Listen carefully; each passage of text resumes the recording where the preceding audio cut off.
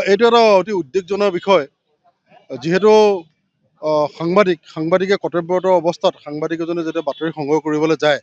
বাতৰি সংগ্ৰহ কৰিবলৈ যায় ৰাইজৰ স্বাৰ্থত যায় সমাজৰ স্বাৰ্থত যায় তো তেনেকুৱা কৰ্তব্য সম্পাদন কৰি থকা অৱস্থাত আমাৰ মৰিয়নিৰ এজন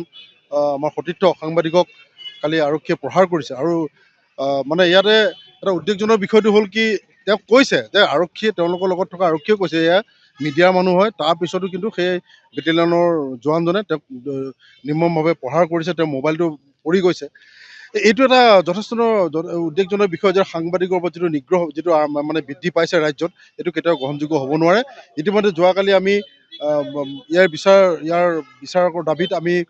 এজাহাৰ দাখিল কৰিছোঁ কিন্তু এতিয়ালৈকে আমাক মৌখিকভাৱে কিছু সান্তনা লাভ কৰিছোঁ যদিও কিন্তু আমি কাৰ্যকৰীৰ ক্ষেত্ৰত বিশেষ একো দেখা নাই আৰু আমি এটা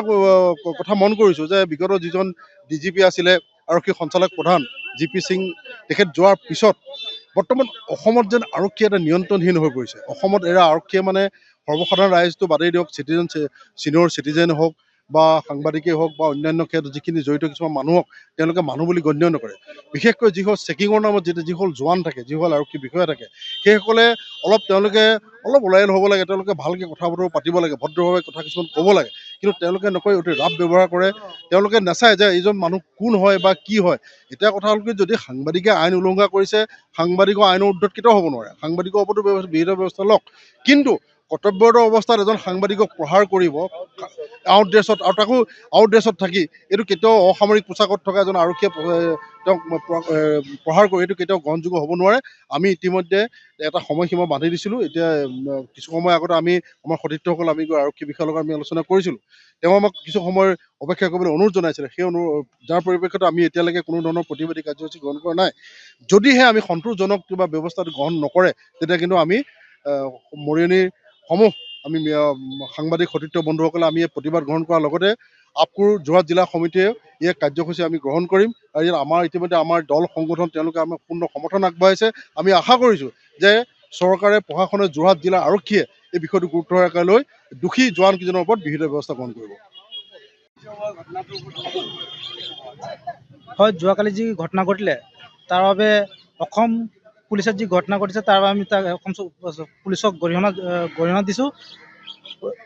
সাংবাদিকে কালি যি ঘটনা ঘটিলে তাৰ নিউজ কৰিব যাওঁতে সাংবাদিকৰ ওপৰত যি বৰ্বৰতাৰে অসম পুলিচে জপিয়াই মাৰপিট কৰিছে আমি অসম স্বাধীন ছাত্ৰ সন্থাই গৰিহণা দিছোঁ আৰু লগতে নিৰহ মানুহক তেখেতসকলে মাৰপিট কৰিছে আৰু যিহেতু অসম পুলিচে মৰিয়নি অচিকে আমি ফোন কৰিছিলোঁ তাৰ প্ৰায় 10-15 মিনিট পিছত যোৱাত পাব্লিকে হুলস্থুল কৰাত এজন নিৰহ মানুহক তেখেতে মাৰপিট কৰি থানাত আনি ভৰাই থ'লে ৰাতি 1টা বজাত থৈ দিছে আমি দেখিছোঁ অসম চৰকাৰৰ অধীনত থকা নাগালেণ্ডৰ ওচৰ মাটিত যেতিয়া নগা দুৰ্বৃত্ত আক্ৰমণ কৰি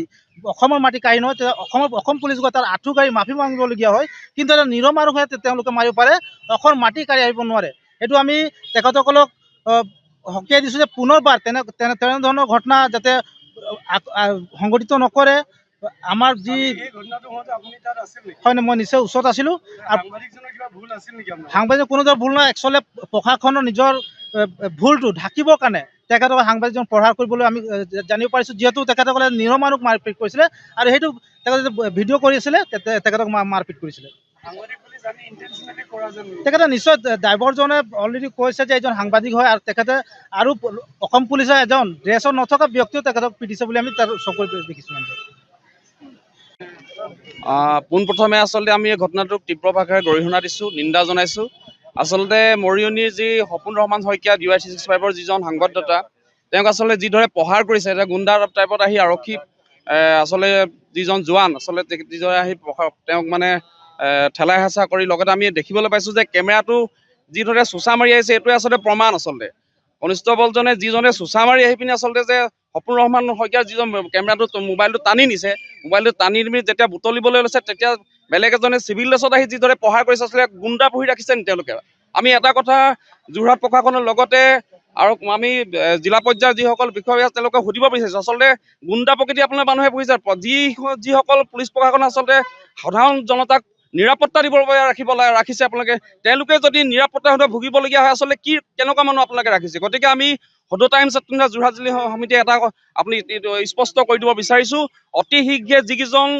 দোষী ব্যক্তি আছিলে তেওঁলোকক উচিত তদন্ত কৰি নিলম্বন কৰিব লাগে আৰু উচিত শাস্তি বিহিবৰ বাবে আমি আহ্বান জনাইছোঁ। যিকোনো খবৰৰ বাবে যোগাযোগ কৰক 7099017330 লগতে 7099017110 নম্বৰত।